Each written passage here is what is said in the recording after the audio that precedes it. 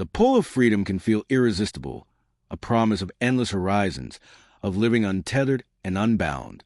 But what no one tells you is how easily that promise can twist into regret. My name is Ava, and this is how I chase independence, only to lose the one person whose love grounded me. It began on a quiet Sunday morning. I was curled up in his oversized hoodie, watching him flip pancakes at the stove. He always added a little extra vanilla, because he knew it made me smile. For a fleeting moment, everything felt perfect, safe, warm, whole. But beneath that comfort, restlessness stirred. At 27, after 4 years together, I looked at my life and saw stillness while the world around me moved. My friends were chasing careers, traveling, falling in and out of love.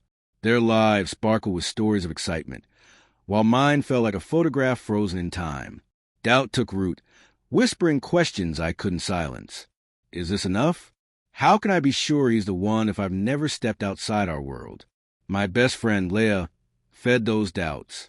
She thrived on spontaneity, new loves, unplanned trips, adventures I never dared take. You need to live before you settle, she insisted. Otherwise, you'll always wonder. Her words lingered, planting seeds of longing that grew until the vision Micah painted for our future, a cozy home, a dog, children play in the yard, felt less like a dream and more like a cage. One evening, after a party where strangers connected like sparks in the dark, I broke. Over dinner, I blurted, I think we need to explore other paths. His fork still midair. At first, he thought I was joking, but I wasn't.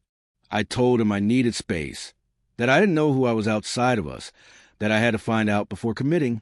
I had rehearsed those words 1,000 times, but nothing prepared me for his reaction. No anger, no begging, just quiet devastation in his eyes. And then, if that's what you want, I won't stop you.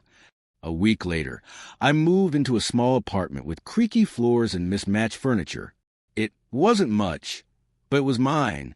I told myself it was bravery. At first, freedom was exhilarating. I downloaded dating apps, went on impulsive outings, kissed strangers who didn't know I hated scrambled eggs or that I cried at animated films.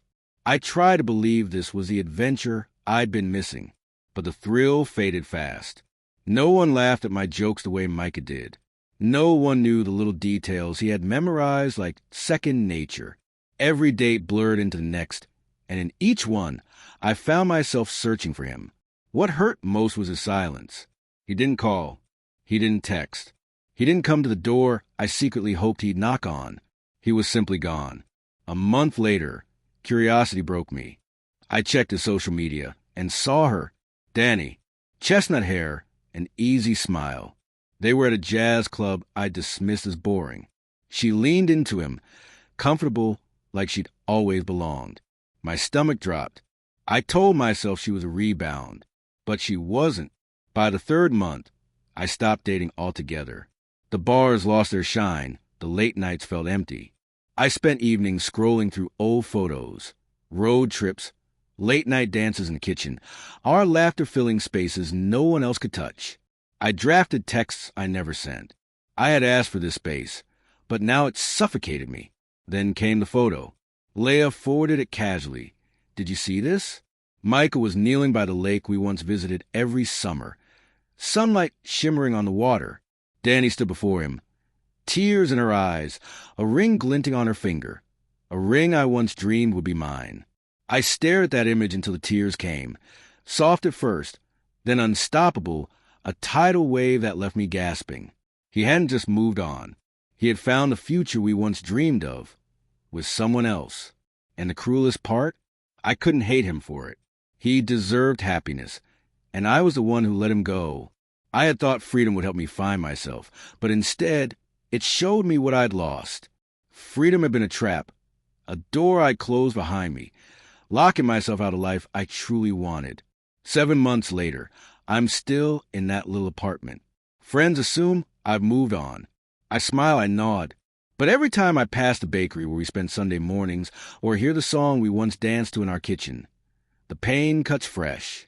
He's engaged now, building the life we once dreamed of. And me?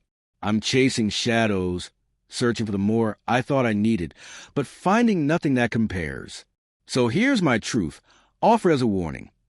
If you have someone who loves you fully, who stands by you, who listens and grows with you, don't trade that away for illusions of freedom.